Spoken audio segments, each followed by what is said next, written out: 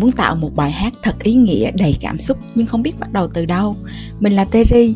Trong video này mình sẽ hướng dẫn các bạn cách viết lời bài hát bằng AI, cực nhanh, cực dễ, cá nhân hóa theo nhu cầu của bạn và chạm cảm xúc như một nhạc sĩ thực thụ. Chỉ với prompt mẫu đơn giản, bạn sẽ tạo được lời ca mang dấu ấn riêng, đưa vào Sumo AI để tạo giai điệu, rồi thiết kế thành video đẹp mắt trên Canva. Tất cả đều miễn phí.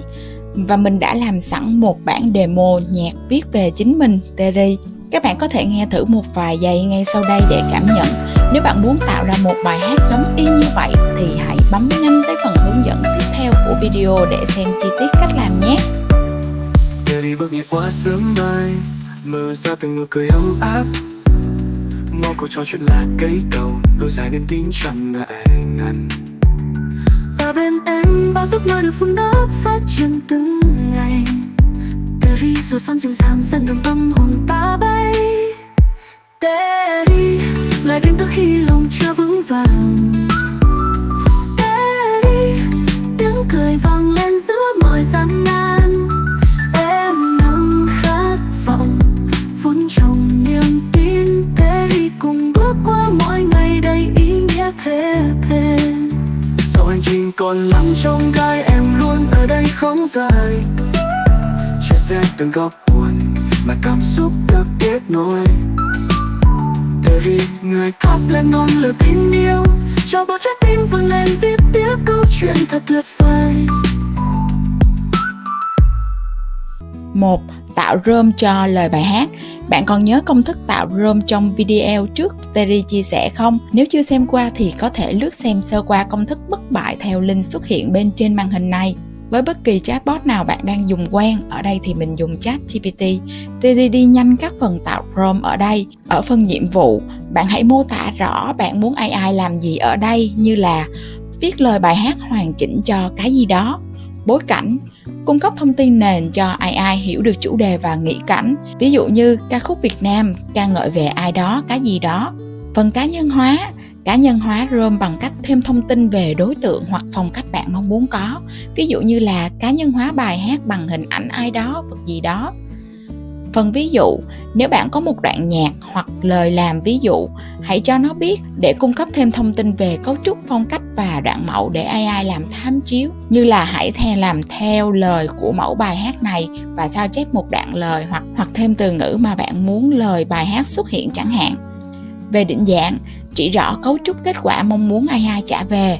Với bài hát thì có 5 phần như màn hình hiển thị, bạn có thể thêm số lượng câu từng phần, hoặc bài hát có 2-3 phần, không cần đầy đủ hết 5 phần cũng được. Lưu ý phần chorus là quan trọng nhất trong bài hát nhé. Giai điệu cảm xúc. Xác định phong cách cảm xúc bạn muốn, lãng mạn, ấm áp, truyền cảm hứng hay bất kỳ thứ gì khác mà sử dụng câu từ nhẹ nhàng, truyền cảm hay đầy năng lượng về sự vật, sự việc gì đó. Bạn có thể sao chép luôn prompt mẫu mình đã cung cấp bên file bên dưới diễn giải và thay đổi theo ngữ cảnh bạn muốn. Nhưng bạn nên nhớ hết cấu trúc 6 phần như bên trên nêu để không quá dựa vào prompt mẫu có sẵn và tạo ra cách riêng của mình trong mọi tình huống và mọi lúc. Ở đây mình chọn viết lời bài hát theo khẩu hiệu công ty đào tạo, lựa chọn nhạc pop với thông điệp công ty, nói vài thông điệp công ty đang sở hữu ở đây, đưa ví dụ về slogan công ty trong lời bài hát, giới hạn các phần và câu, cũng như thêm một số cảm xúc để lời bài hát được như mong muốn. Kết quả trả về đúng yêu cầu, bạn nên kiểm tra và điều chỉnh phù hợp nếu thấy chưa hài lòng. Nếu đã ok thì sao chép lời và chuyển sang phần 2, tạo nhạc cho lời bài hát nhé. Nhập đường link như trên màn hình xuất hiện. Tiến hành đăng ký hoặc đăng nhập nếu đã có tài khoản. Đăng ký nhanh bằng cách link với các tài khoản khác hoặc nhập số điện thoại. Có thể tùy chỉnh bất kỳ thông tin nào trên giao diện Suno tại đây. Mặc dù tài khoản không trả phí, các bạn cũng thấy là mình có thể tạo được khoảng tương đương với 10 bài hát, tối đa là 4 phút với version 3.5. Terry thấy số lượng này cũng đủ với nhu cầu đơn giản của mình, tạo nhanh bài nhạc, lời bài hát dùng trong công việc, học tập, nghiên cứu hay thư giãn cá nhân rồi. Tại giao diện chính, bạn có thể xem các bài đã được phổ nhạc cộng đồng hay các bài bạn làm trước đó. Nhấn tạo mới tại đây và dán lời bài hát bên ChatGPT copy hồi nãy và lược bỏ vài thứ không cần thiết. Bạn cũng có thể chọn audio để lấy lời từ đoạn audio hoặc record trực tiếp. Tính năng cá nhân hóa chỉ áp dụng cho tài khoản có phí nên bỏ qua nhé. Chọn hay nhập thông tin thể loại và giai điệu cho lời bài hát bạn muốn, hoặc bạn có thể kéo chọn những tag sẵn đã có ở đây, thể loại pop, rock hay bất kỳ gì đó bạn thích và nhập thêm vài dòng cảm xúc ở đây. Các tính năng nâng cao chỉ được dành cho tài khoản có phí nên bỏ qua. Nhập tựa đề bài hát và chọn nơi lưu trữ. Ở đây mình có thể chỉnh sửa các dạng khác, chỉ nhấn vào đây và tạo lời bài hát đầy đủ, không cần qua chatbot khác cũng được. Việc tạo lời bài hát trên Suno bị giới hạn nhiều thứ về ký tự ROM và thể loại, nên mình hướng dẫn cách như nãy giờ nha. Các bạn có thể trải nghiệm thử, hoặc nếu muốn khám phá hoặc cần thêm bất kỳ thông tin nào khác sau nhé. Kiểm tra lại một lần nữa, nếu đã ok thì nhấn tạo nhạc cho lời bài hát của bạn và ngồi đợi kết quả. Suno AI sẽ cho ra một lần 2 kết quả với âm điệu và chất giọng khác nhau. Bạn nhấn nghe thử và chọn bài hát mình thích. Có thể remix và sửa lại tông giọng của bài hát bằng nút remix này. Sau khi hệ thống nhảy dây hoàn chỉnh, tại đây thì bạn có thể tải về bằng cách nhấn vào dấu 3 chấm trên bài nhạc mình thấy ưng ý. Chọn Download, MP3 Audio, Download Anyway và chờ hệ thống tải bản audio về, và bạn có thể sử dụng theo ý thích của mình rồi. Ngoài ra, bạn có thể tạo nhạc từ Mirica, cũng có chức năng và thao tác tương tự nhưng ít phổ biến hơn và ít được miễn phí hay tải nhạc như Suno AI.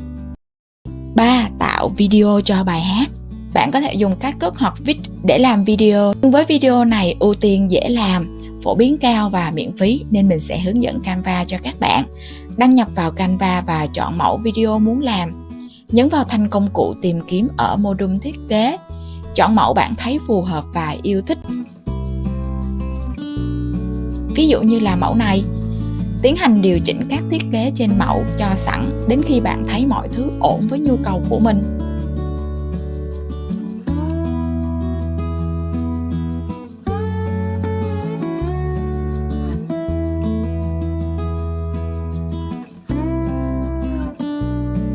Thay đổi video khác trên mẫu tại Element. Nhập mô tả video hình ảnh bạn muốn thấy tại thanh công cụ tìm kiếm. Hoặc bạn có thể tải video của chính bạn lên và kéo rê và thay vào thao tác này. Chú ý icon trên hình ảnh hay video vì tài khoản phi nhé. Tải bài nhạc bạn lưu về ở phần trước vào file thiết kế. Có thể video sẽ ngắn hay dài hơn file audio của bạn. Bạn có thể điều chỉnh tốc độ để video đồng bộ với file audio. Nghe thử, nếu thấy âm thanh không phù hợp với lời bài hát thì mình có thể kéo rê âm thanh điều chỉnh qua trái hoặc phải phù hợp. Thay đổi các định dạng khác đến khi hoàn thiện. Chọn chia sẻ và tải file thiết kế về để sử dụng. Sau đó cùng xem lại thành quả bạn đã làm nhé. Mới, có bàn tay dẫn lối sẽ chia không lời, nơi kỹ năng thắp sáng giấc mơ đời. Bạn học từ kỹ năng chạm tới thành công, giờ mãi nhà ai yêu thương một lòng, từng trái tim cùng nhau vươn xa, vì từng người ta xứng đáng hơn mà. Vậy là chỉ với vài bước đơn giản, từ viết lời bằng công thức tạo prompt với ChatGPT, tạo giai điệu bằng Suno AI cho đến thiết kế video cực kỳ trực quan bằng Canva, bạn có thể tự tay tạo ra một bài hát ý nghĩa mang dấu ấn cá nhân, dù bạn không phải là nhạc sĩ hay nhà sản xuất âm nhạc. Điều đặc biệt là tất cả công cụ đều miễn phí, giúp bạn thoải mái sáng tạo cho mục đích cá nhân, học tập, làm việc và lan tỏa cảm xúc với thông điệp của mình. Hy vọng video này sẽ giúp bạn tự tin hơn trong việc sử dụng AI để thể hiện ý tưởng của mình qua âm nhạc và hình ảnh. Nếu bạn thấy video hữu ích, đừng quên like, chia sẻ, subscribe kênh của Terry để xem thêm nhiều video hướng dẫn áp dụng AI vào đời sống và công việc hàng ngày nhé. Video tiếp theo mình sẽ làm về tạo subtitle cực đơn giản với nhiều bước trên Canva nhé. Hẹn gặp lại các bạn trong video tiếp theo, nơi bạn sẽ học được thêm nhiều mẹo hay, ứng dụng thật và AI gần gũi hơn bao giờ hết.